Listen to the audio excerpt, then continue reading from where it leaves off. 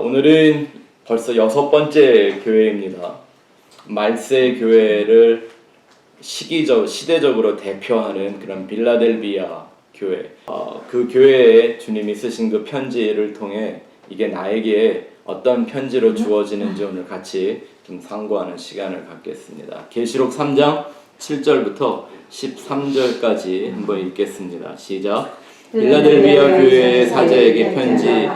거룩하고 진실하사 다윗의 열쇠를 가지시니 곧 열면 닫을 사람이 없고 닫으면 열 사람이 없는 그가 이르시되 볼지어다 내가 내 앞에 열린 문을 두었으되 능히 닫을 사람이 없으리라. 내가 내 행위를 아노니 내가 작은 능력을 가지고도 내 말을 지키며 내 이름을 배반하지 아니하였도다. 보라 사탄의 회당 곧 자칭 유대인이라 하나 그렇지 아니하고 거짓말하는 자들 중에서 며칠 내게 주어 그들로 와서 내 발 앞에 절하게 하고 내가 너를 사랑하는 줄을 알게 하리라. 내가 나의 인내의 말씀을 지켰은즉 내가 또한 너를 지켜 시험의 때를 면하게 하리니 이는 장차 온 세상에 임하여 땅에 거하는 자들을 시험할 때라. 내가 속히 오리니 내가 가진 것을 굳게 잡아 아무도 내 멸관을 빼앗지 못하게 하라. 이기는 자는 내 하나님 성전의 기둥이 되게 하리니 그가 결코 다시 나가지 아니하리라. 내가 하나님의 이름과 하나님의 성 곧 하늘에서 내 하나님께로부터 내려오는 새 예루살렘의 이름과 나의 새 이름을 그의 위에 기록하리라. 귀 있는 자는 성령이 교회들에게 하시는 말씀을 들을지어다. 아멘. 모든 성경이 사실은 그렇지만 이 빌라델비아 교회 공부할 내용이 굉장히 사실은 많은 편지예요. 왜냐하면 여기에 쓰여져 있는 아주 익숙한 성경적인 단어들이 있잖아요. 그런 단어들이 굉장히 많이 등장을 합니다. 왜냐하면 심판에 대한 메시지가 분명하죠. 예수님이 곧 다시 오셔서 심판하겠다고 하면서 내가 무엇을 볼 거다라고 하는 편지의 내용이기 때문에 아주 교회 안에서 자주 사용되는 이런 단어들이 많이 등장하고 있는데, 그렇기 때문에 이 내용을 그 한 단어 한 단어의 온전한 성경적 의미를 진리의 차원으로 이해하지 못하면 그 심판에서 제외되는 그런 결과가 생길 수 있겠죠. 그런 내용들이 뭔지 오늘 한번 전체적으로 한번 살펴보는 시간을 갖겠습니다. 늘 했던 것처럼 우리가 먼저 배웠던 그 교회들을 한번 살짝 복습을 좀 하고 지나가는 게 중요한데, 내 안에 이런 교회들이 갖고 있는, 교회들에게 쓰여져 있던 편지의 특성들이 자기 안에 있는 것들을 발견할 수 있으셔야 합니다. 칭찬받는 부분은 또한 무엇일 거며, 나도 책망을 받아야 될 부분들이 무엇일 거며, 내가 이겨내야 되고 내가 드러내야 되는 주님의 음성이 무엇인지를 이걸 통해 발견하지 못하면 사실 공부하는 의미가 없습니다. 우리가 신학생도 아니고 말입니다. 그죠? 내 신앙의 성장을 위해서 반드시 필요한 겁니다. 자, 에베소 교회는 어떤 교회? 시간이 흘러감에 따라 처음 사랑을 잃어버리고, 당연히 그러니까 처음 행위가 없어지고 말죠. 하나님이 원하시는 건 그 사랑으로 시작해서 회개로 시작해서 뭔가 다른 일을 해가는 게 아니라 그 사랑과 온전한 회개를 완성하는 걸 원하시는 거죠. 네. 이걸 잘못하기 때문에 오늘날 교회들이 그냥 예수님 믿었다, 교회 다니기 시작했다, 나 하나님 사랑한다 라고 얘기하면 그냥 그건 그대로 서로 놔두고 그냥 다른 세상 일 하느라고 정신이 없는 거예요. 그러면 당연히 변질되고 결국 교회가 가져야 된 진리의 촛대를 예수님이 옮겨버린다고 그러셨어요. 그래서 더 이상 이 세대의 교회가 진리를 전하는 교회의 특성으로 나타나고 있지 않는 거예요. 세상을 위한 도우미 정도로 취급을 당하는 시대가 되고 말았죠. 에베소 교회의 얘기입니다. 이게 나에게도 마찬가지입니다. 그 처음 사랑, 그 사랑을 만났던 처음 행위의 내용, 진정한 회개가 내 안에서 멈춰지는 순간 촛대가 옮겨질 수 있다라는 걸 경고하고 있는 편지였죠. 두 번째 교회는 서머나 교회예요. 이 사람들은 칭찬만 받은 교회죠. 뭐 때문에? 이 생명의 복음을 자기의 생명보다 더 귀하게 여기는 순교적 신앙이 있었죠. 네. 아포뜨네스코의 죽음을 이루어가는 교회였습니다. 그게 십자가의 도라고 그랬죠. 예수님이 이미 이런 얘기 다 해주셨어요. 나를 위하여 목숨을 버리는 자는 얻을 것이요 자기 목숨을 지키고자 하는 자는 반드시 잃어버리게 되리라.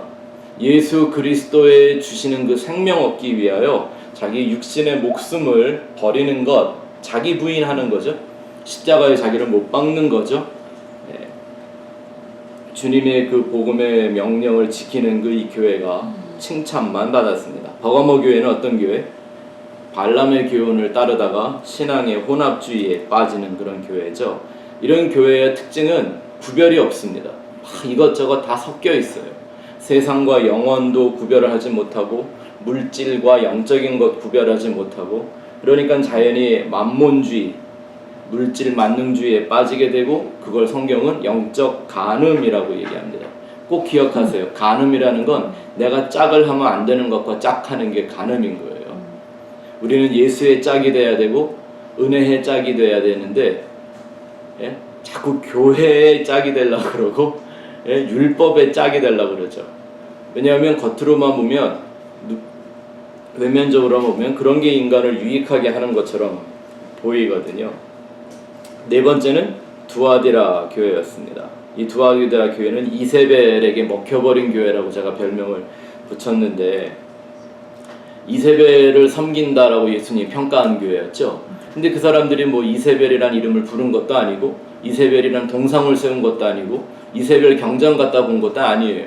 여전히 성경 보았을 거고, 여전히 예수의 이름으로 모였을 거고, 하나님 좋아한다고 찬양도 하고 그랬을 겁니다.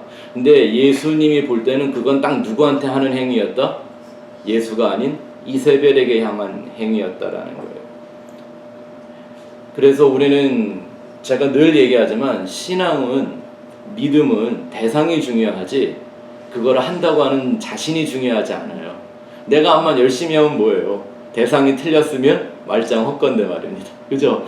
나는 예수 믿는다고 예수 그러는데 정작 내 믿음을 평가할 예수님은 아니야 그건 이세벨이었어 이러면 그만이잖아요. 그건 바알인 거야 이러면 그만이잖아요. 네가 언제 날 사랑했어? 널 사랑했지 이러지면 그만이란 말이에요. 네.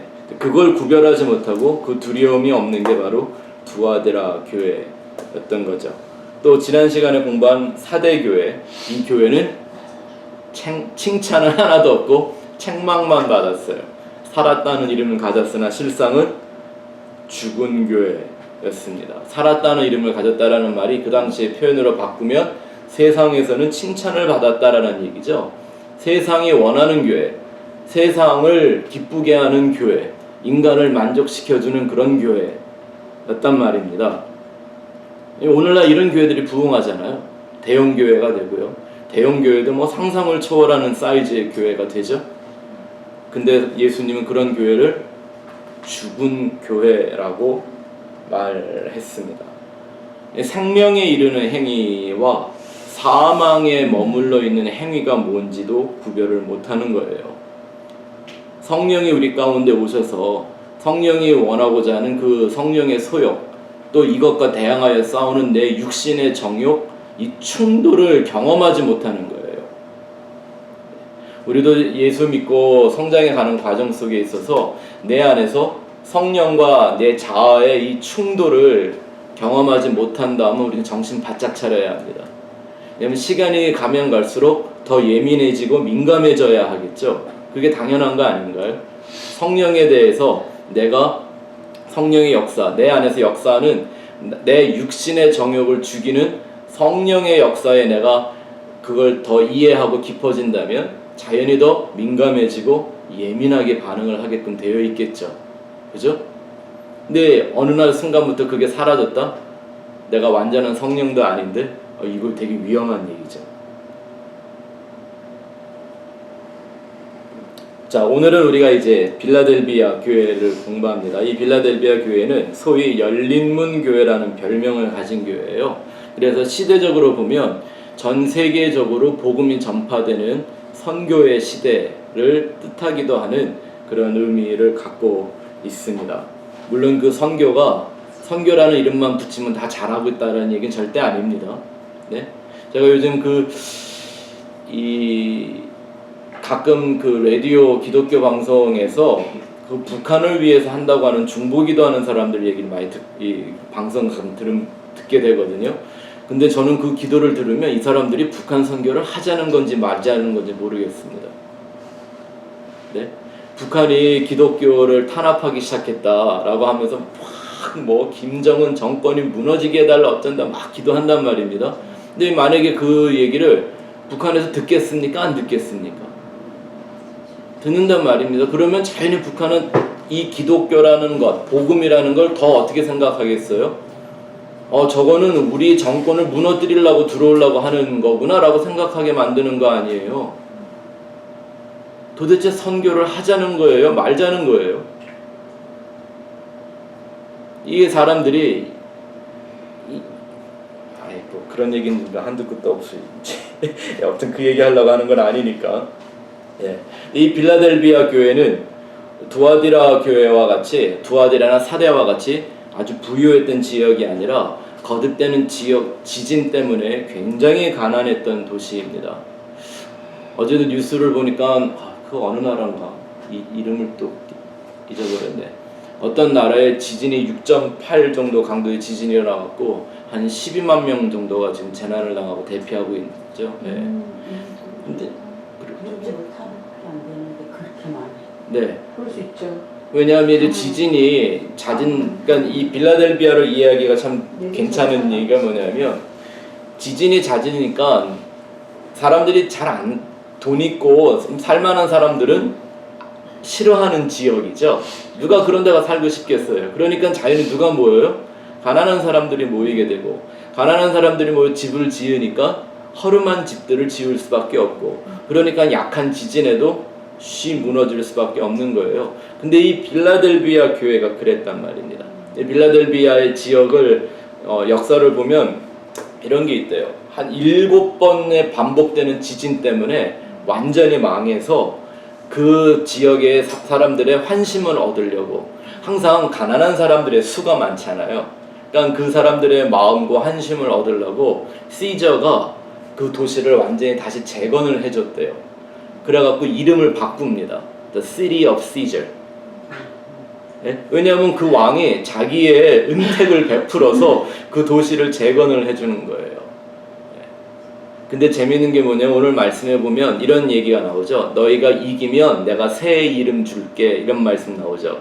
근데 마치 역사가 그거를 증명이나 하듯 예수님이 돌아가시는 십자가에서 죽으시던 그 당시에 이 빌라델비아 주민들이 들고 일어나서 City of Caesar라고 하는 이름을 버리고 다시 빌라델비아라는 교회 이름을 그 지역 이름을 회복하는 이런 역사가 있었던 지역이기도 합니다. 자, 이 교회에 쓰신 그 편지의 내용들을 좀 더 구체적으로 한번 살펴봅시다. 먼저 예수님의 모습이 어떻게 나타나나 보죠.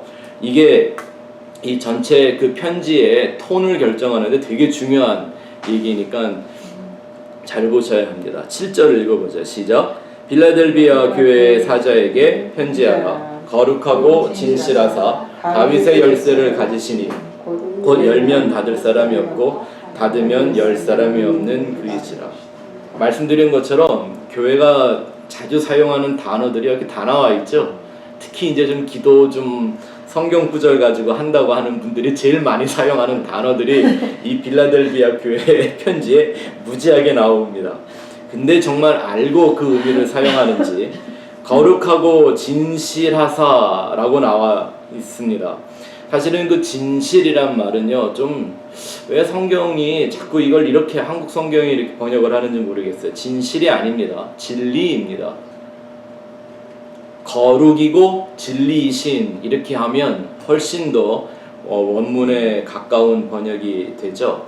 근데 이제 국문법상 표현을 하자 보니까 이거를 진리라는 말을 넣기가 이상하니까 이제 성경의 본질을 이해하지 못하는 거죠.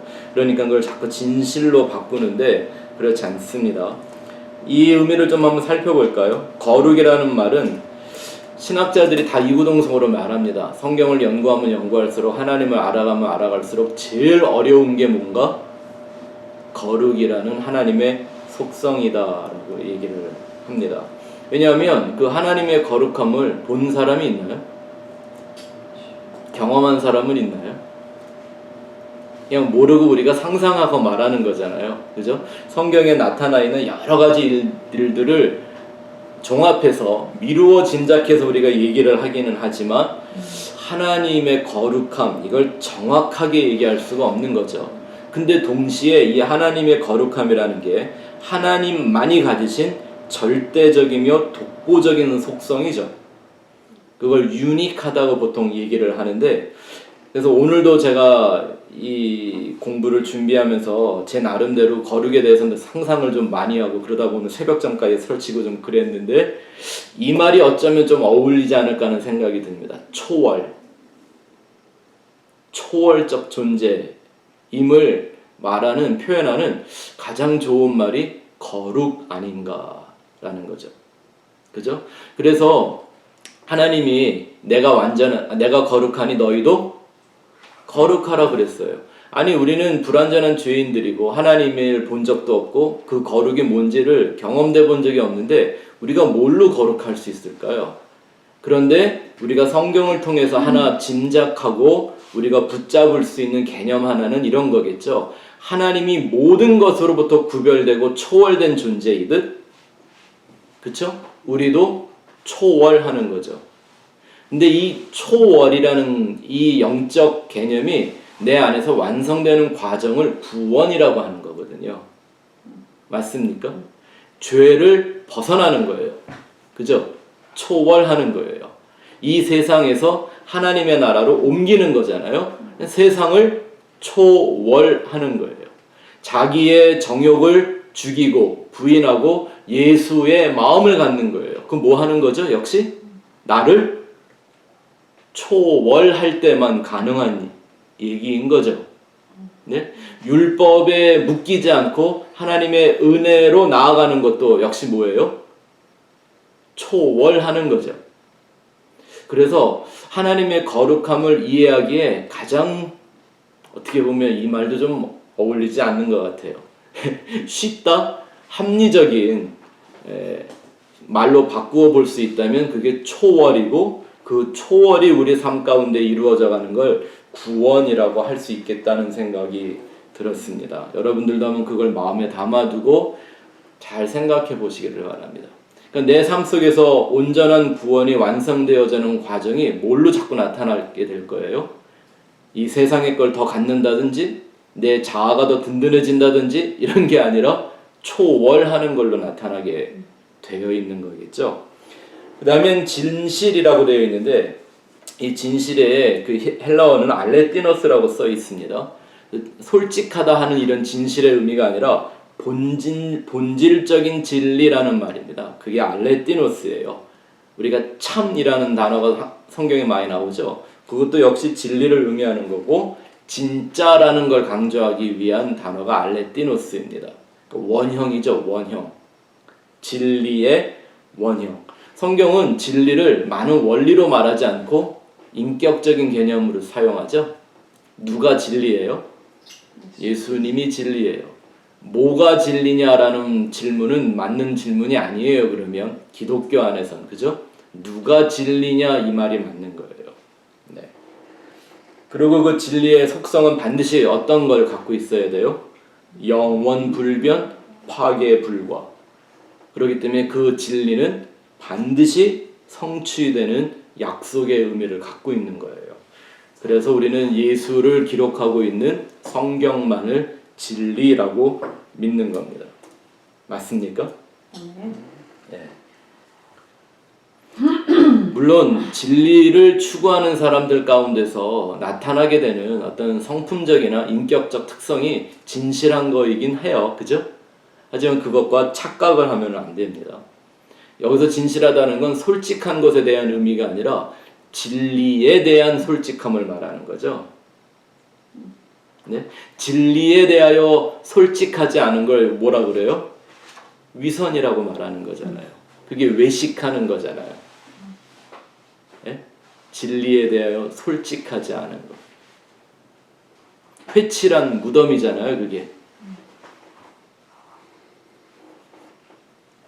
자, 그 다음 2번으로 넘어가서 또 이제 성도님들이 기도할 때 참 많이 쓰는 얘기가 나와요. 다윗의 열쇠를 가지사 열면 닫을 자가 없고 닫으면 열 자가 없다. 이게 무슨 뜻인가 한번 살펴보죠. 성경에 다윗의 열쇠라는 걸 이렇게 영적으로만 표현하지 다윗이 무슨 열쇠 가진 적이 있나요? 없죠. 근데 구약에도 이 열쇠를 가진 사람이 다윗으로 나오지만 신약에도 한 사람이 나오네요. 누가 나오죠? 베드로. 그죠? 예수님이 그랬잖아요. 천국 열쇠 주겠다. 근데 우리가 생각하는 열쇠 뭐 이런 거 주셨어요? 자, 그래서 이게 무슨 뜻이냐면 생각해 봐야 하겠죠. 그 다윗이라는 사람이 이 땅에서 존재했던 이유는 메시아적인 예표의 삶을 살았던 거죠. 그래서 메시아는 반드시 다윗의 후손이다 이렇게 얘기해요. 이건 다윗의 핏줄만을 의미하는 말이 아니죠.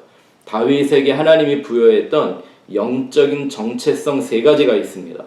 왕이며 선지자이며 동시에 제사장이었던 거죠. 왜? 이 세 가지를 다 가지고 있는 존재를 누구라고 말하기 때문에 성경이 메시아라고 얘기하기 때문에요. 예수님이 이 땅에 오실 때 뭐로 온 거예요? 왕으로, 선지자로, 제사장으로 왔어요. 근데 예수님이 왕노릇 한 적이 한 번이나 있었나요?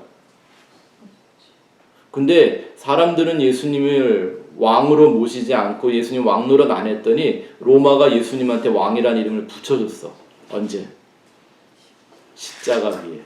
유대인의 왕이다. 참 역사라는 게 신기한 게 뭐냐면요. 하나님을 알든 모르든 믿든 안 믿든 어쨌든 자기들도 모르고 하나님의 역사가 정한 대로 그냥 따라가요. 그죠? 근데 더 놀라운 사실은 이 메시아에게만 주어지는 그리스도, 기름 부음 받은 그리스도에게만 주어지는 왕과 선지자와 제사장의 영적 정체성을 누구한테도 줘요? 성도에게도 주잖아요. 맞습니까? 우린 다 왕 같은 제사장이라면서요. 선지자는 하나님의 말씀을 전하는 자들, 메신저들을 선지자라고 하잖아요. 그 선지자라는 말을 신약적 용어로 바꾸면 증인이죠. 땅끝까지 이르러 예수 그리스도의 메신저, 윈네스, 증인이 되는 거예요. 그러니까 우리 한 사람 한 사람이 다윗과 마찬가지로 그리스도의 예표로, 메시아의 예표로 살아가야 되는 거 맞죠? 네. 이건 멈출 수 없는 신앙의 여정이라는 겁니다. 자, 다윗의 열쇠에 대해 성경이 이미 한번 말씀한 부분이 있는데 한번 보죠. 이사야 22장 20절 22절 시작. 그날에 내가 힐기야의 아들 내 종 엘리야김을 불러 내 옷을 그에게 입히며 내 띠를 그에게 띄워 힘있게 하고 내 정권을 그의 손에 맡기리니 그가 예루살렘 주민과 유다의 집의 아버지가 될 것이며 내가 또 다윗의 집의 열쇠를 그의 어깨에 두리니 그가 열면 닫을 자가 없겠고 닫으면 열 자가 없으리라. 아멘. 이게 지금 누구한테 주어진 약속이에요? 힐기야의 아들 엘리야김이라는 존재에게 불러진 거예요. 성경에 김씨가 나와요. 그죠? 그런 뜻이 아니라 이 엘리야김이라는 게 지금 이 얘기가 누구를 예표하는 예언이죠? 메시아에 대한, 예수님에 대한 예표잖아요. 그죠? 예. 근데 그 이름의 뜻이 하나님이 세우다 이런 뜻이에요. 이제 여러분들은 성경에서 모모의 위에 거룩한 의미로 서다, 세우다 이런 말이 나오면 딱 이해되는 게 뭐여야 돼요? 십자가예요. 스타우로스. 예? 세우다라는 말이 히스테미라고 했죠. 헬라어로요. 그 히스테미가 명사로 바뀌면 스타우로스, 십자가하고 번역한 말이 된다 그랬어요. 그러니까 이 엘리야김이라는 그 이름 속에 담겨 있는 뜻이 뭐예요? 하나님이 한 사람을 세우는 거예요. 인류의 대표로, 중보자로, 구원자로, 희생 제물로 세우는 거예요. 그러니까 당연히 무슨 뜻이 들어가 있죠? 십자가의 뜻이 들어가 있죠. 그러니까 다윗에게 주었다고 하는 그 열쇠, 뭘까요? 십자가죠. 십자가의 형상이나 십자가 틀이나 십자가 사건을 말하는 게 아니라 그 스타우로스라는 그 안에 담겨 있는 하나님의 약속, 십자가의 도, 그게 바로 열쇠죠. 이 열쇠를 누가 가지고 있다? 예수 그리스도가 가지고 있다라고 하는 거예요. 그래서 다윗이 이 땅에서 어떤 모습으로 메시아의 예표적인 그리스도적인 삶을 살았는가? 그는 처음부터 등장할 때 뭐로 등장해요? 목동으로 등장해요. 작은 목자, 그죠? 근데 성경에서 처음으로 순교자를 나타내는데 그 순교자도 역시 뭐로 살다 죽었어요? 아벨? 목동이었잖아요. 맞습니까? 가인은 농사 짓는 자, 아벨은 양 치는 자. 목동이잖아요. 예? 그리고 예수님이 와갖고 내가 바로 그 진짜 목자다 이렇게 말씀해 주셨잖아요.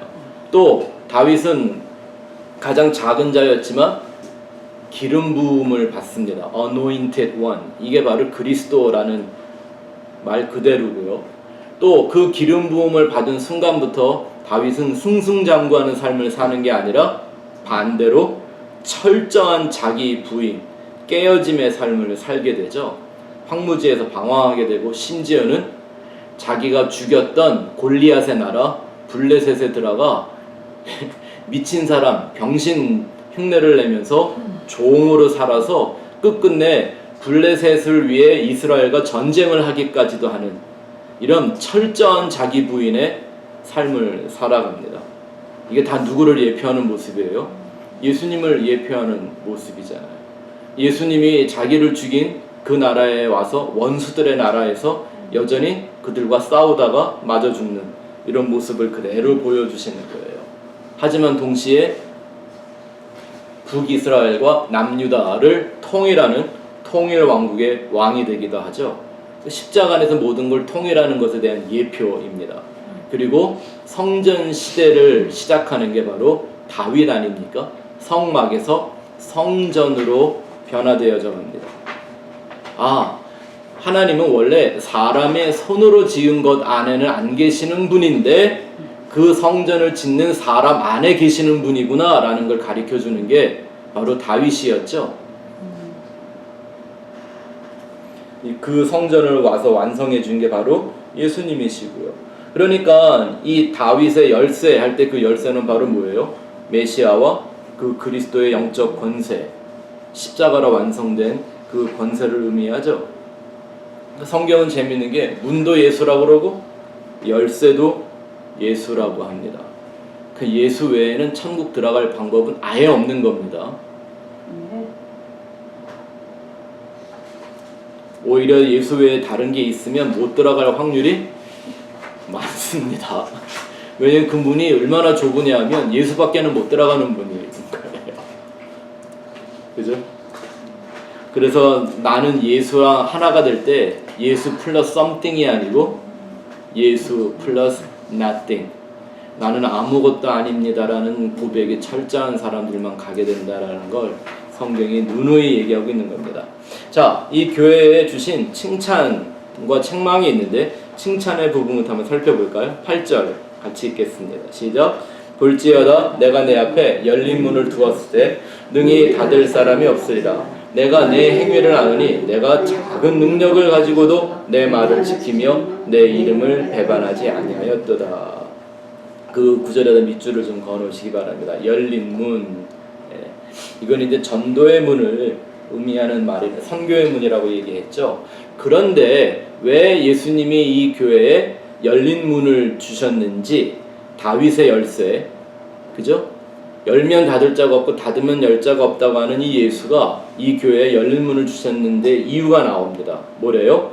작은 능력을 가지고도 내 말을 지키며 그 이름을 배반하지 아니하였도다. 제가 빌라델비아의 그 역사적 배경을 잠깐 말씀드렸던 이유가 그거예요. 이 도시가 어떤 도시? 아주 가난하고 지진으로 힘든 도시였어요. 지금만 해도 그런데 이 시대에 지진이 일어나는 데 가서 살았다면 아무도 가서 살고 싶지 않은 데까지 밀려나가야 하며 살았을 이 사람들이라면 이 사람들이 얼마나 찢어지게 가난하고 소외된 계층이었다라는 거 상상해 볼 만하죠. 예? 우리는 그렇게 살아보질 않아서 잘 이해하기가 힘들 텐데 같은 미디어를 통해 뉴스를 통해 접해보면 어떻게 저렇게도 사람들이 살았구나 이런 생각이 들 만큼 이게 빌라델비아가 바로 그런 도시인데도 불구하고 뭐 했대요? 예수님의 말씀을 지키고 예수님의 이름 배반하지 아니했다고 하는 거예요.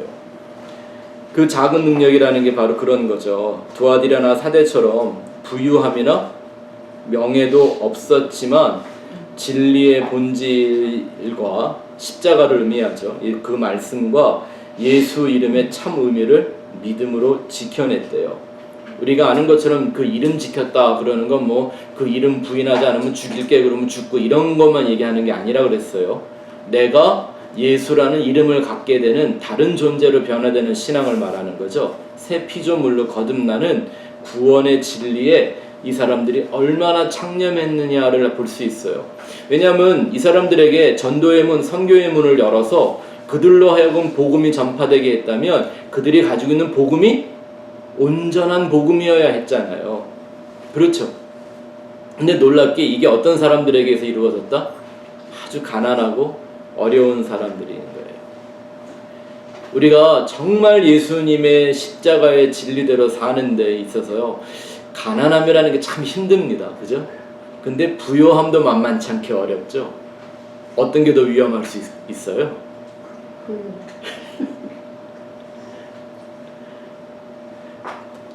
정말 어려운 얘기인 것 같아요. 그런데도 이 사람들이 가지고 있었던 게 뭐냐면 반면에 이런 건 있을 수 있겠어요. 힘들고 가난한 인생을 살다 보니까 이 사람들 안에서는 자연히 영생에 대한 소망이 더욱더 견고해졌을 거고 그 소망에 이르는 참 생명의 길이 무엇인가를 깊이 생각했던 사람들이었겠죠. 그러니까 그 사람들로 하여금 복음을 온 땅 끝까지 전파할 수 있는 열린 문을 열어주시는 거예요. 그러니까 사실 진짜 선교는 부자 교회들이 하는 게 아니더라고요. 돈 주는 건 선교하는 거 아니에요. 복음 전의 선교인 거지. 네. 또 이 사람들에게 있었던 그 열린 문을 두었다라는 것 자체가 또 상징할 수 있는 건 뭐냐면 이 사람들은 이 종교적인 신앙 유지의 상태에 머물러 있지 않았다라는 걸 볼 수 있어요. 에베소 교회, 이 버가모 교회, 두아디라 교회, 사대 교회 이런 교회들이 영적으로 타락하고 변질되는 다양한 많은 이유들 중에 하나가 뭐였을까요? 자기들에게 주어진 걸 지키느라고 그거 현상 유지를 하려고 했던 거예요. 우리의 영적인 여행도 마찬가지입니다. 신앙의 성숙을 끊임없이 추구하지 않고 거룩과 진리를 향한 끊임없는 추구가 사라지고 어느 순간 내가 이 정도 예수 알면 됐지 복음의 내용 이 정도 깨달았으면 됐지 내가 신앙생활 이만큼 하면 됐지 하고 현상 유지를 하는 순간 그 사람의 신앙은 거기서부터 멈춰있는 게 아니라 사실 어떻게 돼요? 영어로 말하면 backsliding, 뒤로 밀려나가기 시작하는 거죠. 영적 성숙에 있어서 가장 걸림돌이 되는 게 뭡니까? 현상 유지의 차원에 머물러 있으려고 하는 거예요.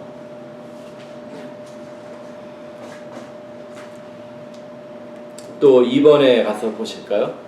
그럼 그 열린 문, 과연 이 열린 문의 내용이 무엇인가 한번 생각해 보죠.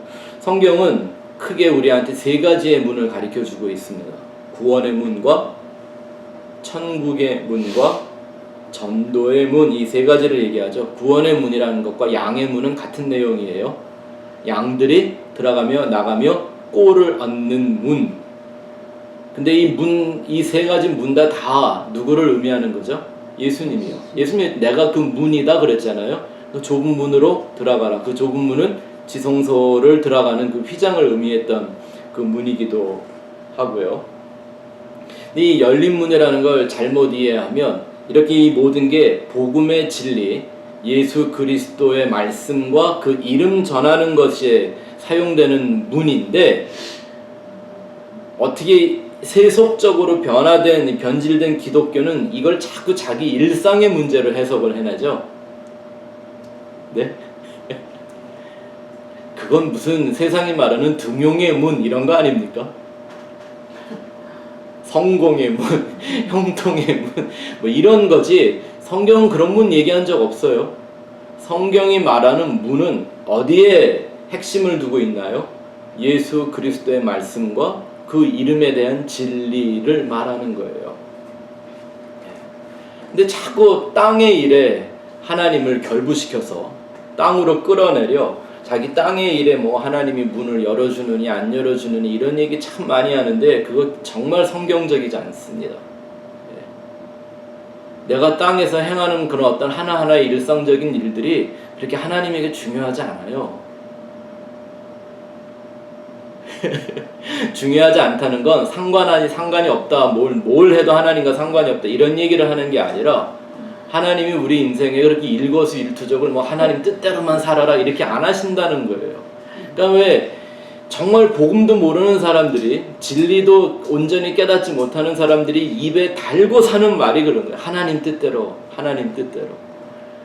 네.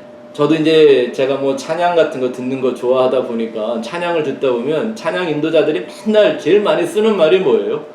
그냥 툭 하면 하나님의 뜻대로 하자. 네? 교회 일을 의논할 때도 많이 그러지 않아요? 뭐 재직회하고 뭐 당회하고 뭘 성경 사람들을 모여서 뭐 의논하다가 서로 마음이 합해지지 않으면 하나님의 뜻이 뭔가 하나님의 뜻대로 기도합시다. 한국에 지금 굉장히 유명하던 찬양팀 하나가 해체됐어요. 뭐 이름 다 알 텐데요. 근데 재밌는 게 뭐냐면 해체돼서 두 부류로 나눠졌어요. 해체한 게 맞다고 하는 팀과 해체하고 나서 새롭게 같은 이름을 결성한 팀이 있는데 서로 자기네들이 하나님의 뜻을 이루는 거예요. 명성교회 그 세습의 문제 결국 재판이 끝났죠. 그래서 불법 아니다라고 재판의 결과가 나왔어요. 예.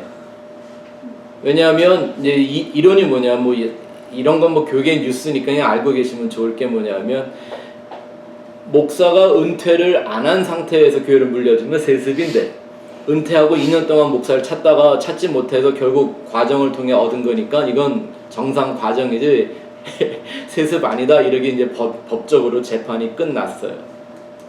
근데 여전히 그걸 보고 어떤 사람은 하나님의 뜻이라고 그러고 어떤 사람은 하나님의 뜻이 아니래요. 뭐가 맞을까요? 뭐가 하나님의 뜻일까요? 그 목사님이 어떻게 목회를 하느냐에 따라서. 그러니까 이게 어떤 얘기냐면 제가 여러분들 이해가 쉬우시라고 그냥 단적으로 말씀드릴게요. 내가 중국집에 갔어요. 짜장면을 먹는 게 하나님의 뜻일까요? 짬뽕 먹는 게 하나님의 뜻일까요? 상관없죠.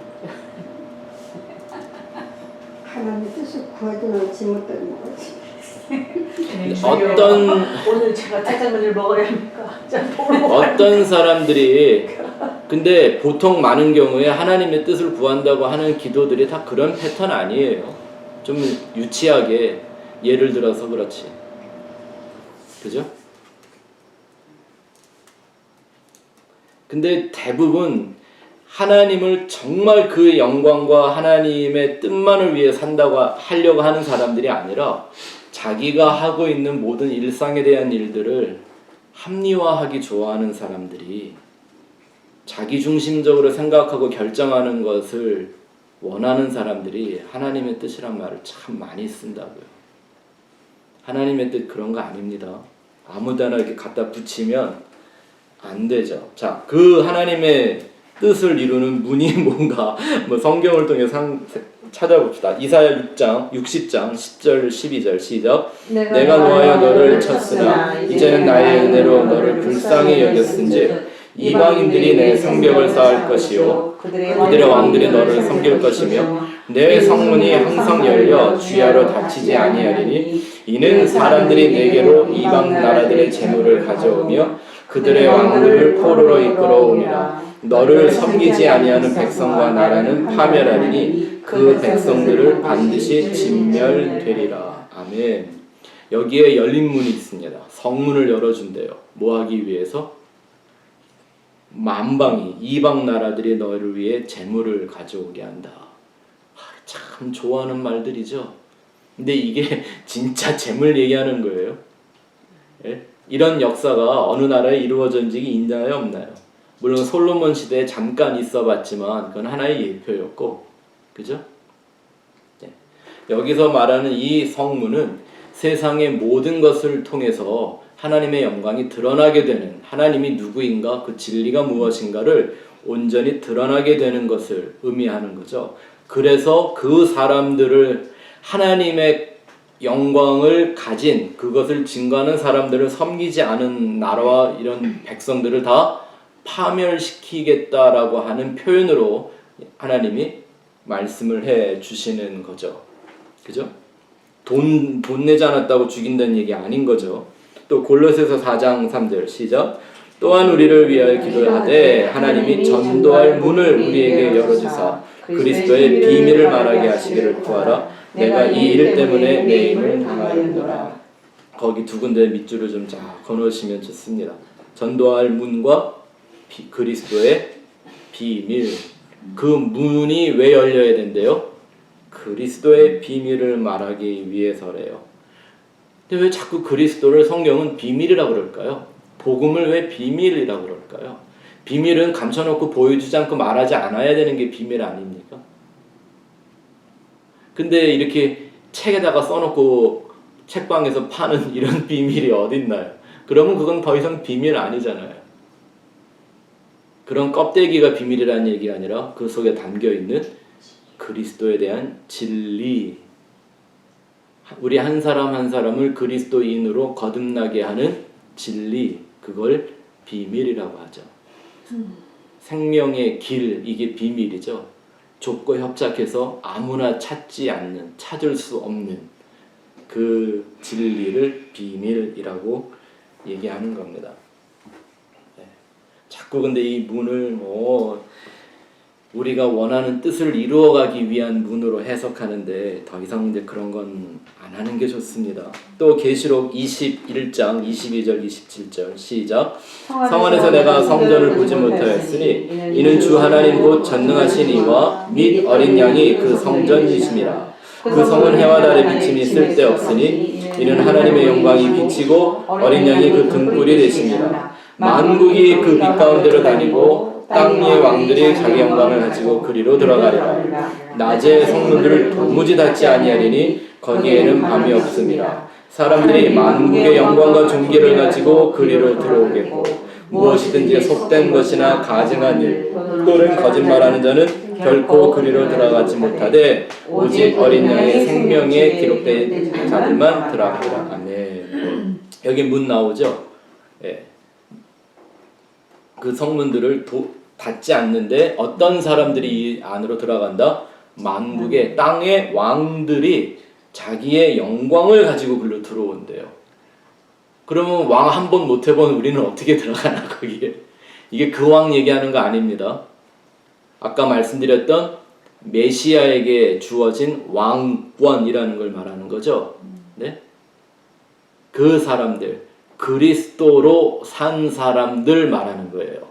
메시아적이며 그리스도의 예표로 왕으로, 선지자로, 제사장으로 살았던 그들이 자기 영광, 이게 인간의 그 영광을 말하는 게 아니죠. 내가 메시아로서 그리스도의 예표로 살았다고 하는 그 영광을 가지고 들어오게 된다라는 그런 말씀이죠. 그죠? 여기 보니까 사람들이 만국의 영광과 존귀를 가지고 그 안으로 들어온대요. 이건 뭐 세상에 있는 것들이 그 하나님의 나라로 다 들어오게 된다 이런 얘기가 아니어야 되잖아요. 다르다고 하는 건 다른 세상인데, 그죠?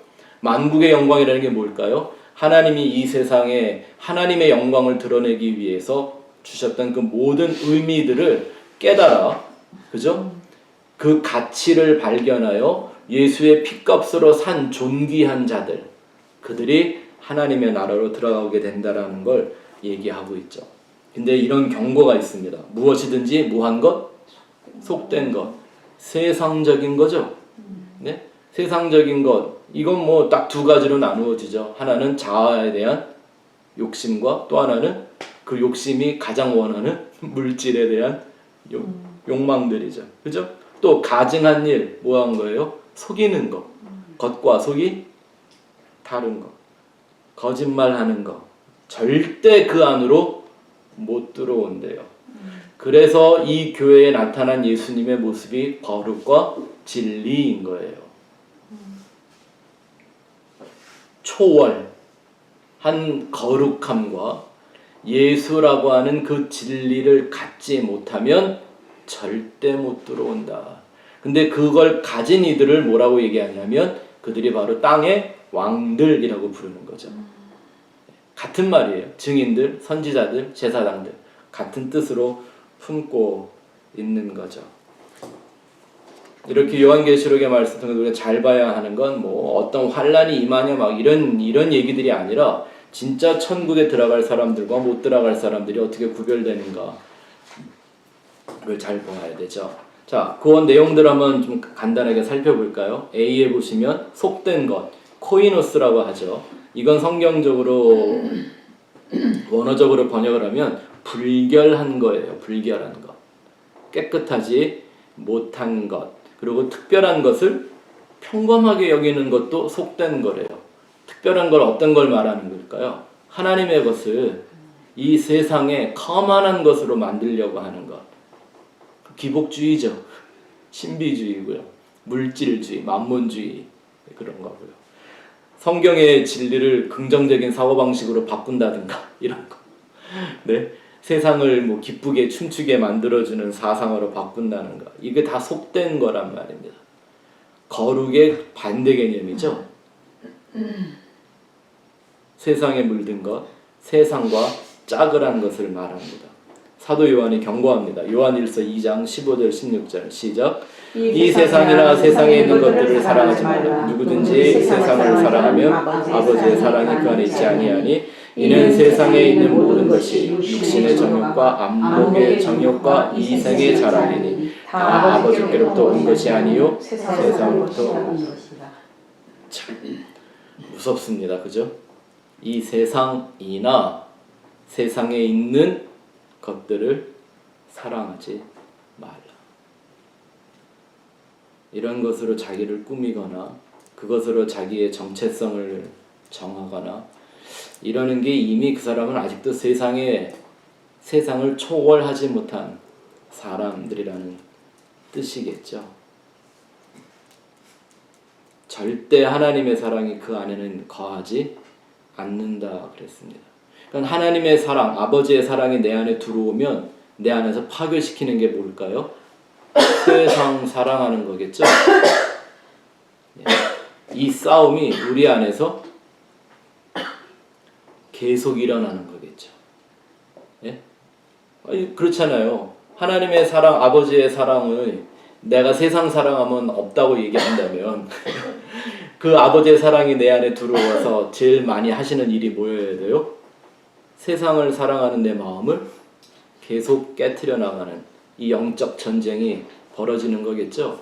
하나님의 사랑한다고 얘기한다는 그 얘기는 뭐냐면 내 안에 영적 싸움이 계속 있습니다라는 고백이어야 하잖아요. 난 하나님 사랑하니까 기분이 좋고 마음이 편안합니다. 이 얘기가 아니고요. 얼마나 불편할까요, 이게?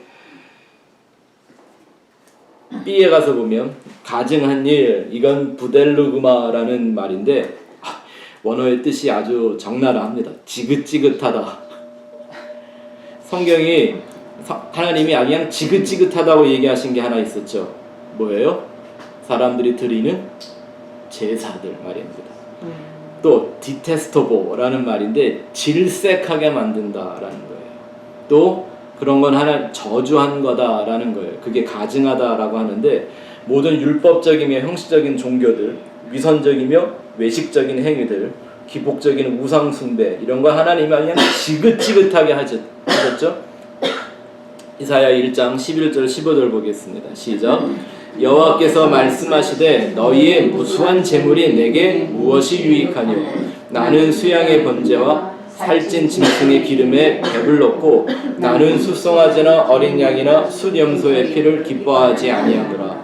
너희가 내 앞에 보이러 오니 이것을 누가 너희에게 요구하였느냐? 내 마당만 밟을 뿐이니라.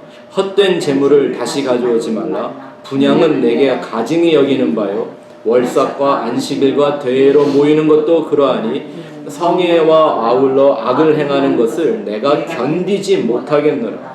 내 마음이 너희의 월삭과 정한 절기를 싫어하나니 그것이 내게 무거운 짐이라. 내가 지기에 곤비하였느니라. 너희가 손을 펼 때에 내가 내 눈을 너희에게서 가리고 너희가 많이 기도할지라도 내가 듣지 아니하리니 이는 너희의 손에 피가 가득함이라. 이런 성경 구절을 보면서도 뭐 성수주의를 해야 된다, 뭐 특별히 부흥회 새벽기도회 이런 거 해야 된다고 얘기할 수 있을까요? 뭐 하는 게 나쁜 거 아닙니다. 잘못된 거 아니고요. 할 수 있으면 해야죠. 뭐 성수주의가 아니라 1년 365일이라도 예배를 드리려면 해야죠. 그죠? 그런데 중요한 건 내용이죠. 네? 이렇게 하나님이 지긋지긋해 하시는, 질색하는 일을 하면 오히려 하나님이 뭐 한대요? 눈을 가리고 너희 기도를 듣지 아니하겠다라고 말씀하신다는 거예요. 그래서 제가 요 근래에는 우리가 하나님을 향하여 한다고 하는 다양한 행위들, 그것이 내가 추구하고 있는 영적 진리와 합하는, 일치하는 실제가 되어져 가고 있는 도전을 많이 드리고 있는 겁니다. 또 C에 거짓말하는 자, 이 말은 푸슈도스라는 말인데 그 말은 이 땅에서 그냥 뭐 살면서 하는 거짓말도 거짓말이겠지만 성경이 말하는 건 비진리를 뜻하는 겁니다. 예수 그리스도의 그 생명의 진리를 벗어난 비진리, 진리의 본질을 벗어난 비본질적인 것들, 또 그릇된 종교와 허위적인 것, 이런 것들을 다 거짓말이라고 하는 겁니다. 거짓말 한다고 하는 것 중에 성경이 가장 지적을 많이 한 것 중에 하나가 뭐냐면 자칭 유대인 사상이었습니다. 자칭 유대인 사상인데 여러분 노트에 혹시 있나요?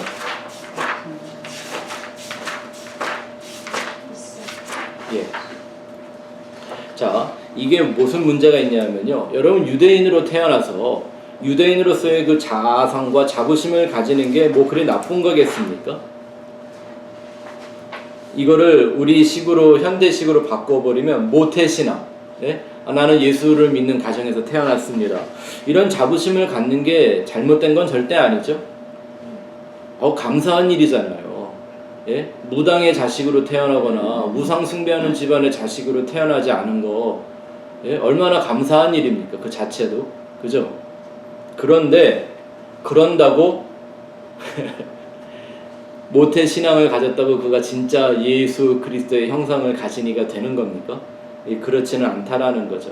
그래서 성경은 표면적 유대인과 이면적 유대인을 나누는데 그런 것과는 상관없이 자기 스스로를 유대인으로 인정해버리는 이런 행위들 말입니다. 또 그걸 자기가 인정했기 때문에 나름대로 책임감을 갖고 지키는 종교의 행위들, 이런 거 하는 걸 성경이 오히려 거짓말하는 거다라고 도전하고 있습니다. 오늘날 예수 믿는 사람들을 하고 대화를 해보면요, 다 잘 믿어. 예, 제가 목사다 보니까 제 주위에는 안 믿는 사람들도 믿는 사람들이 많은데 보니면요, 다 잘 믿는데요, 그리고 다 잘 알고 있대요. 근데 얘기를 해보면 아무것도 몰라. 어떻게 해야 되죠, 그거? 근데 성경은 그런 행위를 거짓말이라고 얘기해요. 제가 지난 월요일은 어떤 분하고 대화를 하는데 그런 얘기를 한번 하더라고요. 어떤 분이 나는 예수를 믿고 나서 다 좋은데 한 가지 힘든 일이 있어요 그러시더라고요. 뭐예요? 그랬더니 휴가를 마음대로 못 간대. 왜? 주일 예배를 드려야 되기 때문에. 그래서 그러면 하루 한 주 빠지고 그냥 휴가 가세요. 그랬더니 어떻게 주일을 빠져요? 목사님은 그런 얘기를 하시네 그러더라고요. 아니 한 주 빠지고 휴가 갔다 오셔도 아무 문제 없어요. 그랬더니 아니에요, 나는 주일 교회를 한번 안 갔다 오면요 마음이 불편해서 못 살겠어요 그러더라고요. 이제 물어봤죠. 그러면 마음이 편하려고 예배 드리시나요? 대부분이 그렇지. 대부분이 그렇지. 그러면서 자기네들이 정말 열심히 믿고 잘 믿는 줄 아는 거예요. 성경은 그걸 안타깝죠. 비난의 대상이 아니라 불쌍히 여겨줘야 하는 거죠. 못 배웠으니까 혹은 착각을 하고 있기 때문에 그게 거짓말인지도 모르는 거예요. 하나님이 거짓말이라고 하는 걸 거짓말인지도 모르는 거예요. 성경을 잘 배워야 분별을 할 수 있는 것들인데 말입니다. 자, 로마서 2장 28절 29절 시작. 무릇 표면적 유대인이 유대인이 아니요 표면적 육신의 할례가 할례가 아니니라 오직 이면적 유대인이 유대인이며 할례는 마음에 할지니 영에 있고 율법 조문에 있지 아니한 것이라 그 칭찬이 사람에게서가 아니요 다만 하나님에게서니라. 아멘. 신앙의 대상은 누구여야 한다? 하나님 한 분이셔야만 한다. 그 다른 것들은요 잘하든 못하든 그걸로 내가 평가받을 수 있지 않아요. 오히려 사람들이 보는 것으로 대충 행하면서 평가받는 게 쉽죠. 주일 안 빠진다든지 성경 공부 안 빠진다든지 봉사 열심히 한다든지 그죠? 헌금 안 빼먹고 드린다든지 참 쉽죠. 근데 그걸 하나님을 대상으로 한다고 생각할 때는 얘기가 달라지기 시작하죠. 표면적인 신앙과 이면적 신앙이 어떻게 다른지. 또 뒤에 가서 보시면 어린 양의 생명책에 기록된 자만 그 안에 들어온다. 어린 양 생명책에 기록된 사람들의 얘기는 신부들에 대한 얘기죠. 항상 예수님을 우리에게 어린 양으로 표현할 때는 그가 우리의 신랑 되심을 말하는 겁니다. 제가 전에 한번 말씀드렸지만 이거 좀 이상하지 않아요? 아니 우리 같은 어른의 신랑이 되려면 어른 양이어야지 왜 하필이면 어린 양이에요? 힘없고 연약한 어린 양. 이런 의미를 갖고 있는 거죠. 겉보기에는 정말 흠모할 만한 것이 하나도 없지만 그 안에 숨겨져 있는 생명의 진리를 보고 선택한 사람들, 그들을 예수님의 신부라고 하는 거죠. 근데 그 신부로 부르심을 청함 받은 사람은 많으나 택함을 받은 사람은 심히 적다는 게 우리의 숙제죠. 미련한 처녀와 지혜로운 처녀로 나누어지는 얘기가 바로 그 얘기입니다. 계시록 21장 9절 시작. 7 대접을 가지고 마지막 7 재앙을 담은 7 천사 중 하나가 나와서 내게 말하여 이르되 이리 오라. 내가 신부 곧 어린 양의 아내를 내게 보이리라 하고. 이미 하나님의 나라의 천상에 어린 양의 신부들이 다 예비되어 있다는 거죠. 신부의 모습으로, 왕의 모습으로, 제사장으로, 선지자로 하나님의 나라에 가서 예수와 함께 서게 되는 것을 말하고 있는 겁니다. 이 어린 양의 신부가 되는 그 기준은 누구도 바꿀 수 없습니다. 그래서 우리가 그 기준에 합당한 하나님의 자녀가 되고 예수의 신부가 되기 위해서 하나님 나라 가는 날까지 거룩과 진리를 바라고 나아가는 거죠. 자, 3번에 가서 봅시다. 이 사람들을 칭찬하는 한 부분이 있었는데 그것은 인내의 말씀을 지켰다라고 합니다. 그러니까 많은 사람들이 이 말씀을 좀 곡해하는 부분들이 있는데 살펴보죠. 10절 시작. 내가 나의 인내의 말씀을 지켰은즉 내가 또한 너를 지켜 시험의 때를 면하게 하리니 이는 장차 온 세상에 임하여 땅에 거하는 자들을 시험할 때라. 자, 여기서 말하는 인내의 말씀은요, 나보고 인내하라는 얘기가 아니라 누구의 인내를 말하는 거예요? 예수님의 인내를 말하는 거예요. 영어 성경만 해도 번역을 좀 잘했어요. 뭐라고 되어 있냐면 The word of my perseverance. 누가 인내한 것? 예수님이 고통을 참고 인내한 것에 대한 말씀이라는 뜻이에요. 이게 나의 인내의 말씀을 잘 지켰다. 우리가 뭐 세상에서 힘들고 어려운 일 당할 때 뭐 인내해, 그거는 뭐 누구나 아는 말 아닙니까? 고진감래라고 그건 그냥 뭐 온 인류가 다 아는 말인데, 그죠? 그 얘기를 하는 게 아니라 예수 그리스도의 그 십자가의 인내가 뭔 줄을 배우라는 거죠. 히브리서 12장 2절 시작. 믿음의 주요 또 온전하게 하시는 이인 예수를 바라보자. 그는 그 앞에 있는 기쁨을 위하여 십자가를 참으사 부끄러움을 개의치 아니하시더니 하나님 보좌 우편에 앉아 계신. 이게 예수님의 인내의 말씀이죠. 십자가를 참으시고 그것이 가져다주는 그 부끄러움을 개의치 아니하시는 것.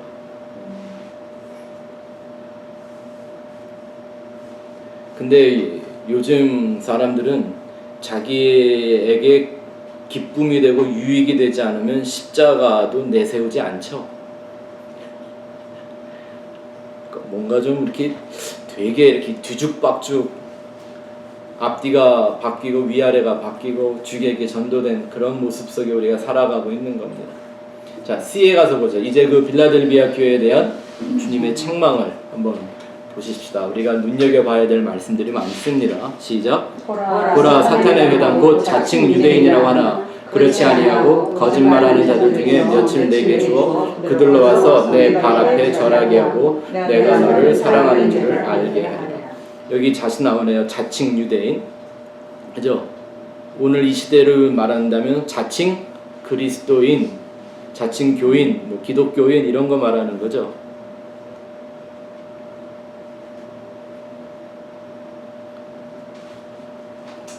도대체 시대가 어떻게 되었는지 좀 유명한 연예인들이 방송에 나와서 난 기독교인이라고 한마디만 해도 되게 신앙 좋은 것인 것처럼 역임을 받는 그런 시대가 됐더라고요. 이 자칭 그리스도인의 역사가 참 오늘날 교회를 다 망가놓고 있습니다. 근데 이런 사람들을 책망하는 거예요, 하나님이. 그들이 무슨 뭐 부도덕하거나 비윤리적인 악행을 저질렀기 때문입니까? 그렇지 않아요? 세례 요한이 나타났을 때 바리새인들과 그 당시 종교 지도자들한테 막 독서를 뽑아내죠. 이 독사의 자식들아 누가 너희를 아브라함의 자손이라고 하더냐. 아니 핏줄로 따지면 아브라함의 자손 맞죠. 그죠? 얼마나 그 혈통을 지키기 위해서 이방인들과 결혼도 안 하면서 애쓰면서 율법을 지키며 살아왔던 사람들인데 말입니다. 근데 하나님이 정하신 진짜 그 유대인 하나님의 백성은 그런 걸로 정해지는 게 아니었던 거죠. 근데 사람들은 이 스스로 자칭하는 게 참 문제입니다. 여러분 노트에는 아마 없을 텐데요. 이 자칭이라는 그 문제를 말세의 특징으로 성경이 제시하고 있는데 디모데후서 한번 여러분 노트에다가 성경 구절만 좀 써놓으시고 나중에 참고해 보시기 바랍니다. 디모데후서 3장 1절 2절에 보면 이런 말씀이 나와 있어요. 내가 이것을 알라 말세에 고통하는 때가 이르리니 사람들은 자기를 사랑하며 돈을 사랑하며 자긍하며 교만하며 회방하며 부모를 거역하며 감사치 아니하며 거룩하지 아니하며. 이게 말세의 특징이라고 합니다. 뭐 하는 거? 자긍하는 거, 자칭하는 거. 결국 그게 뭐에서 시작되는 거냐면요, 자기를 사랑하는 것 때문에 시작되는 거예요. 그건 결국 하나님의 도를 회방하는 거예요. 진짜 우리에게 생명을 주시는 그 부모를 거역하는 거죠. 십계명에서 이 말씀 잘 배웠습니다. 그러다 보니 나름대로 이 종교 행위를 다 하지만 그건 진짜 하나님에게 하는 감사가 아닌 거죠. 하나님이 질색을 하시는, 지긋지긋해 하시는 가짜 행위들인 거죠. 위선적인 행위들이요. 하지만 안타깝게도 이 말세는 이 자칭 그리스도인들이 점점 더 많아지는 말세의 시대라는 겁니다.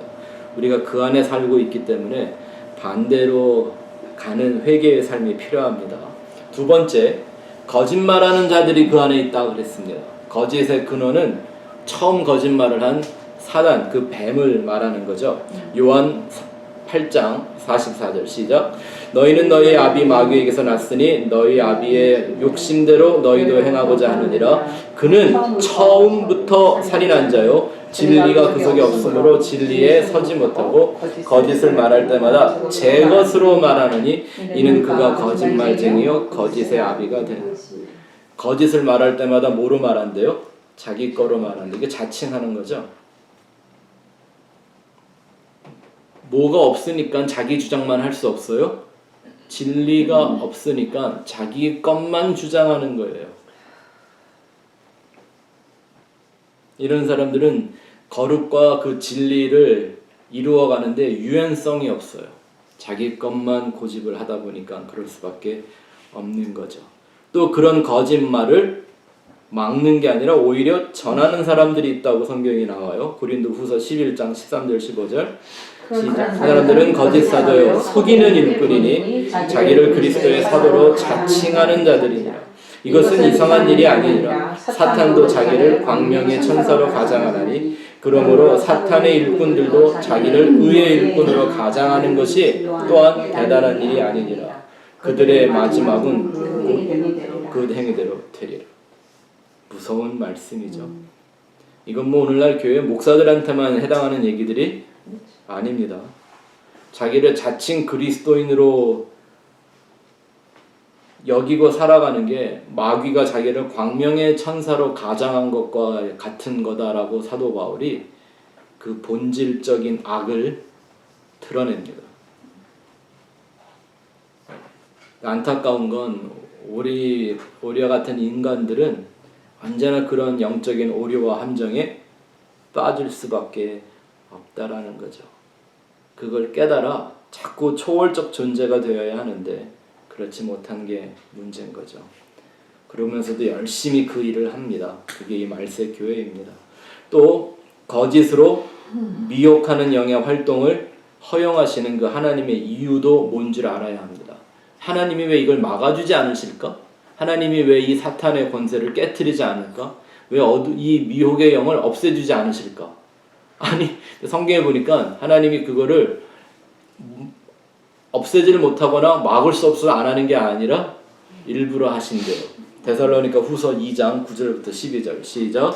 악한 자의 나타남은 사탄의 활동을 따라 모든 능력과 표적과 거짓 기적과 불의의 모든 속임으로 멸망하는 자들에게 있으리니 이는 그들이 진리의 사랑을 받지 아니하며 구원함을 받지 못함이라. 이러므로 하나님이 미혹의 역사를 그들에게 보내사 거짓 것을 믿게 하심은 진리를 듣지 않고 불의를 좋아하는 모든 자들로 하여금 심판을 받게 하려 하심이라. 아멘. 미혹의 역사를 누가 보냈대요? 하나님이 이 세상에 일부러 보내셨어요. 그런 게 쉽게 속는 사람들은 절대 하나님 나라에 못 들어오게 꼭 심판받게 하려고 그러셨대요. 이래서 진리가 중요한 거죠. 왜 끊임없이 정말 거짓이 없는 온전한 진리, 십자가의 진리를 추구해야 되냐 하면 미혹의 영이 언제나 내 속에 역사하기 때문에 그러는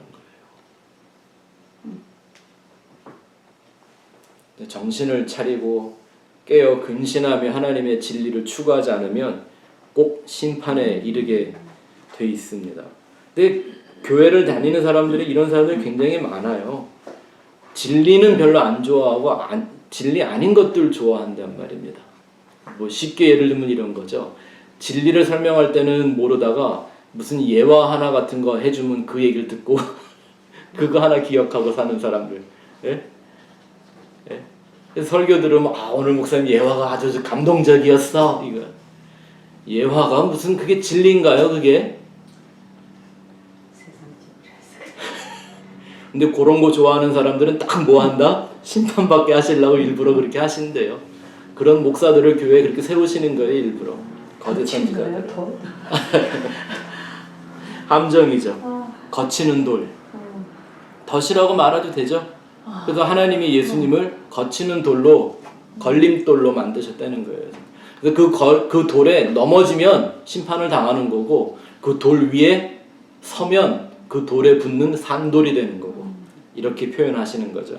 자, 마지막 이기는 자 하나님에게 주신 약속을 한번 보도록 하겠습니다. 11절부터 13절 시작. 내가 속히 오리니 내가 가진 것을 굳게 잡아 아무도 내 멸류관을 빼앗지 못하게 하라. 이기는 자는 내 하나님 성전의 기둥이 되게 하리니 그가 결코 다시 나가지 아니하리라. 내가 하나님의 이름과 하나님의 성 곧 하늘에서 내 하나님께로부터 내려오는 새 예루살렘의 이름과 나의 새 이름을 그 위에 기록하리라. 귀 있는 자는 성령이 교회들에게 하시는 말씀을 들으시오다. 아멘. 야, 참 여기 이 구절 한 절 한 절이 얼마나 신비한 축복이 담겨 있는 구절인지 모르겠습니다. 첫 번째, 뭘 주시고 뺏기지 않게 하신다? 멸류관 주신대요. 근데 여기 보니까 멸류관을 앞으로 주실 거다 아니면 이미 주셨다. 이미 주셨다. 좀 내가 가진 걸 아무도 못 뺏게 한다 그랬더니 이미 가졌다는 뜻이잖아요. 이렇게 가난한 교회가 아니 멸류관은 천국 가 쓰는 거 아닌가요? 이미 땅에 있는 성도가 멸류관을 가졌다고 한다면 이건 천국 가 쓰게 되는 그런 소위 말하는 천국 상급론을 말하는 사람들이 얘기하는 그런 멸류관 아니라는 얘기가 확실하죠. 이 멸류관이라는 것 역시 천국을 살아가는 하늘에 속한 하나님의 백성들의 존재 개념을 설명해 주는 방식이죠. 왕 같은 제사장이라고 할 때 그 왕을 상징하는 게 뭐예요? 멸류관이잖아요. 왕관, the crown. 네? 우리가 멸류관 그러니까 되게 다른 말처럼 느껴지는데 왕들이 쓰는 왕관 멸류관이라고 그러는 거잖아요. 그죠? 그 왕관이 그 왕의 권세, 권위 이걸 뜻하는 거죠. 우리가 하나님 나라에 감히 왕으로 돌아갈 수 있는 건 왕이 낳은 아들이기 때문에 그러잖아요. 네? 그쵸? 그 왕 대신 하나님과 하나 된 존재여야 하는 거잖아요. 그것을 뜻하는 말입니다. 예? 그렇지 않고 이게 뭐 어떤 사람은 왕관 쓰고 어떤 사람은 뭐 제사장이고 아니 천국 가면 그럼 누가 왕이고 누가 신하 노릇을 할 건데요. 그런 게 있을까요? 그런 거 없습니다. 또 두 번째는 뭐가 되게 하신다? 성전의 기둥이 되게 하신다. 아니 우리가 기껏 가서 해야 되는 게 성전을 받쳐 쓰고 있는 기둥 담벼락 같이 서 있어야 한다는 얘기예요. 그 얘기 아니죠. 네? 뭘 뜻하는 말이냐면 성전의 기둥 되게 한다라는 건 성전의 진리가 무엇인지를 가진 자라는 뜻을 뜻하는 거죠. 디모데전서 3장 15절 보시겠습니다. 시작. 만일 내가 지체하면 너로 하여금 하나님의 집에서 어떻게 하여야 할지를 알게 하려 함이니 이 집은 살아계신 하나님의 교회요 진리의 기둥과 터니라. 아멘. 누가? 성도 한 사람 한 사람이 진리로 세워진 기둥입니다. 진리로 세워진 기둥, 이거를 다른 말로 바꾸면 십자가의 도입니다. 같은 말인 거예요. 계속 말씀드렸죠. 하나님이 뭔가를 세우고 예수로 세우고 예수 옆에 세우고 곁에 서게 하고 진리로 서게 하고 은혜 위에 서게 하고 반석 위에 서게 하고 하는 이 모든 게 십자가의 도의 뜻을 담고 있는 거예요. 왜냐하면 내가 육신으로 죽고 예수님처럼 영적인 부활에 연합하지 않으면 그 옆에 설 수 있어요? 없어요? 없기 때문인 거죠. 하나님의 나라와 그 성전을 세우는 건 뭐밖에 없는 거죠. 그러니까 진리예요. 벽돌로 세우는 것도 아니고요. 촛대로 세우는 것도 아니고요. 진리로 세우는 겁니다. 그리고 그 진리의 내용은 바로 아버지와 하나 된 아들의 얘기죠. 모노게네스의 비밀을 말하고 있는 거예요. 성전의 기둥. 하나님이 성전이라면서요.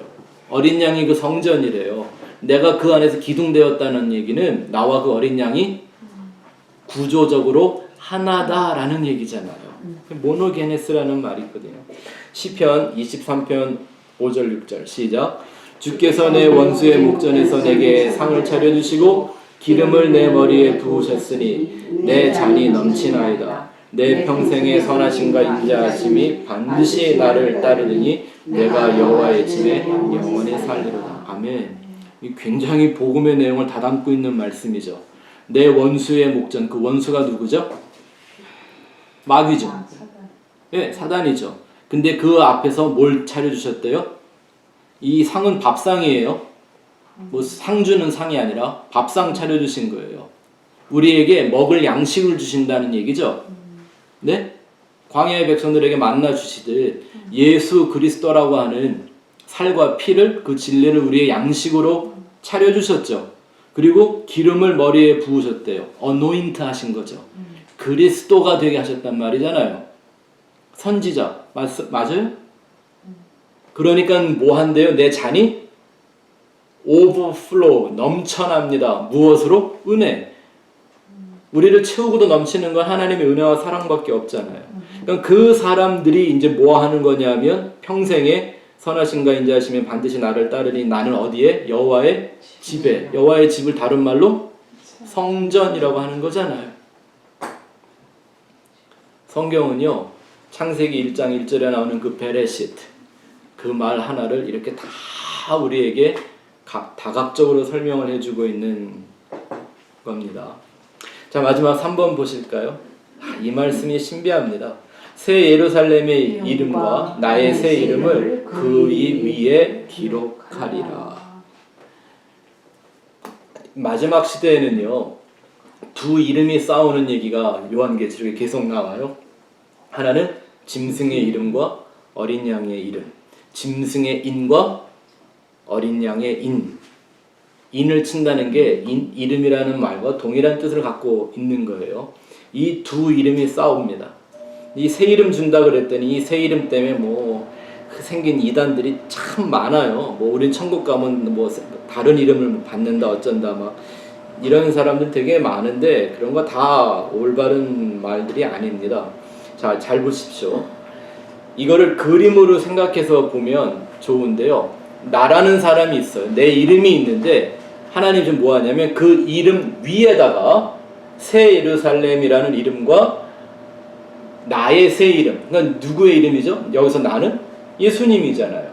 그 예수 그리스도라고 하는 새 이름을 그 이 위에 기록한다. 이걸 그냥 쉽게 덮어 써버린다 이랬으면 이해가 쉬웠을 텐데. 네? 여러분 컴퓨터 하시다 보면 그거 아시잖아요. 덮어쓰기. 내 이름이 있는데 그 위에다가 새 예루살렘 예수님의 새 이름 이렇게 써버리면 내 이름은 없어져 버리고 무슨 이름으로 보이는 거예요? 새 예루살렘 새 이름 갖는 거예요. 덮어쓰기 해버리는 거예요. 그게 자꾸 예수의 이름으로 기도하고 예수의 이름으로 믿음 갖고 예수의 이름으로 천국문에 들어가는 것이라는 뜻을 갖고 있는 거죠. 또 새 이름이라고 할 때 그 새라는 말이 뉴, 우리 옛날에 이거 배웠어요. 네오스라는 뉴가 있고 카이노스라는 뉴가 있다고 했죠. 그 표를 여러분들 좀 잘 보시면 좋습니다. 이번 주일에도 제가 요에 관련된 설교를 좀 하나 할 건데요. 잘 보십시오. 뉴에도 카이노스와 네오스가 있는데 네오스는 그냥 처음만 새 거지 새 거다 하는 순간 헌거가 되는 옛 것이 돼버리는 게 네오스예요. 근데 그런 옛 것이 되지 않는 영원히 새로운 것, 이걸 카이노스라고 하는 거예요. 뭐밖에 없어요? 하나님밖에 없잖아요. 예수님밖에 없잖아요. 그 생명밖에 없는 거잖아요. 그죠? 시간도 마찬가지예요. 이런 개념으로 보면 카이로스라는 시간이 있고 크로노스라는 시간이 있어요. 지금 이렇게 흘러가는 시간, 우리가 살고 있는 이 시간은 크로노스예요. 네. 그런데 그 안에서 영원을, 하나님을 경험하는 특별한 시간들이 만들어진단 말입니다. 그게 뭐예요? 카이로스예요. 그러니까 지금 이 역사는 카이로스 안에 크로노스로 쌓여 있는 거죠. 아니 거꾸로 크로노스를 카이로스가 싸고 있는 거잖아요. 그러니까 우리가 크로노스를 초월해서 카이노스의 삶을 살려고 하는 것, 이게 거룩과 진리를 추구하는 거라고 성경이 말하는 거예요. 선도 마찬가지입니다. 아가투스와 칼로스라는 선이 있어요. 칼로스는 간접적인 선을 말하는 거고 아가투스는 절대적이며 직접적인 선을 말하는 거죠. 그러니까 선은 하나님 한 분뿐이 없다 할 때 그 선은 아가토스고 그 하나님의 선을 드러내는 모든 다른 일들을 성경은 칼로스라고 그래요. 그러니까 예수님이 나는 선한 목자다 그럴 때도 그 선함은 칼로스예요. 아가토스가 아니고. 왜요? 우리를 하나님이라는 선으로 인도하는 목자이기 때문에 칼로스라는 이름을 쓰는 거예요. 전에 다 배웠는데 예, 악도 마찬가지죠.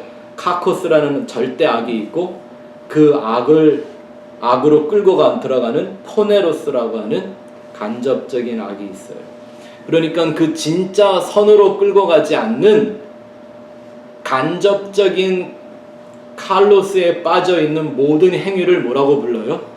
악하다라고 말하는 거예요. 그래서 성경이 진리를 깨닫지 못하고 벗어난 걸 자꾸 악하고 게으른 거다라고 말하는 거예요. 성경은 그걸 악이라고 얘기하는 거예요. 그러니까 나한테 새 이름 준다 그럴 때 그 이름은 누구의 이름? 예수 그리스도의 이름.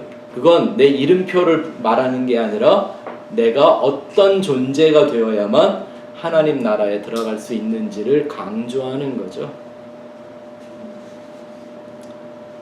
그래서 여러분들에게 새 면류관도 주셨고 새 예루살렘의 이름과 성전에 기둥되게 하셨고 새 이름 되게 하셨으니까 정말 그 이름에 합당한 삶 살아가시기를 바랍니다.